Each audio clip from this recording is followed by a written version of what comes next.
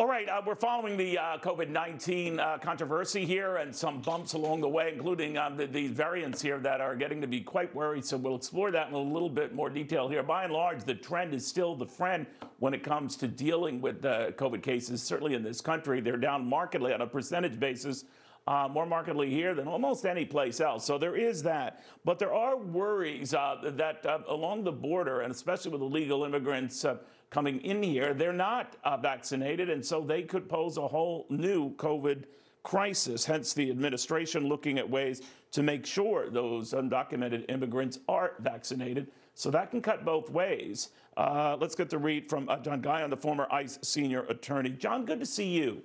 What do you make of this? I can kind of understand where the administration is going. You know, if they're out there on their border and they're illegal and they shouldn't be here, we could deal with catching them, apprehending them, dealing legally with them later. But at the very least, we can't make a bad situation worse by letting them go unnoticed and not vaccinated. What do you say? Neil, what I see from the Biden administration is that they're not encouraging people who are here undocumented to skip to the front of the line and to get COVID-19 vaccines when they're not otherwise eligible.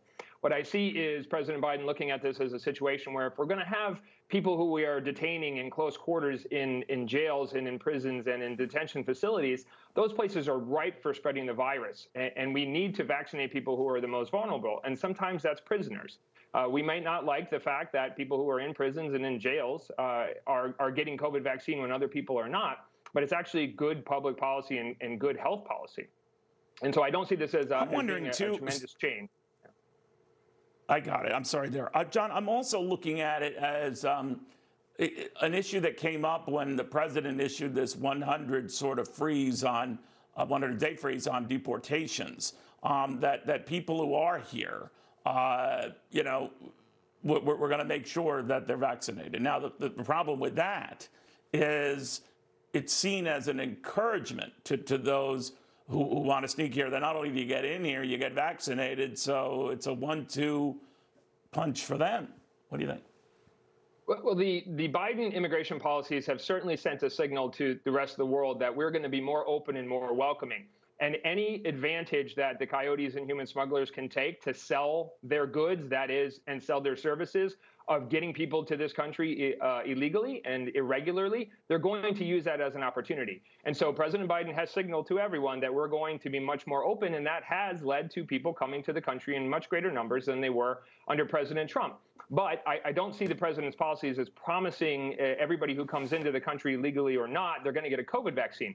I can't get a COVID vaccine. I don't qualify. And I don't see that everyone who comes into the country, legal or not, is going to be able to get a COVID vaccine. So I don't see it as encouraging more immigration.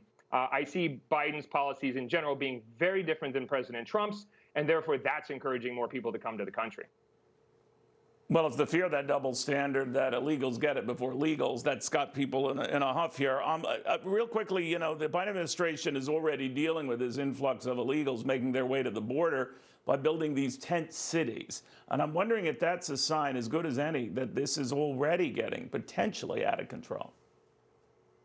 I believe it absolutely is. The numbers that I've seen from the southwest border is a marked increase in irregular crossings since President Biden took office.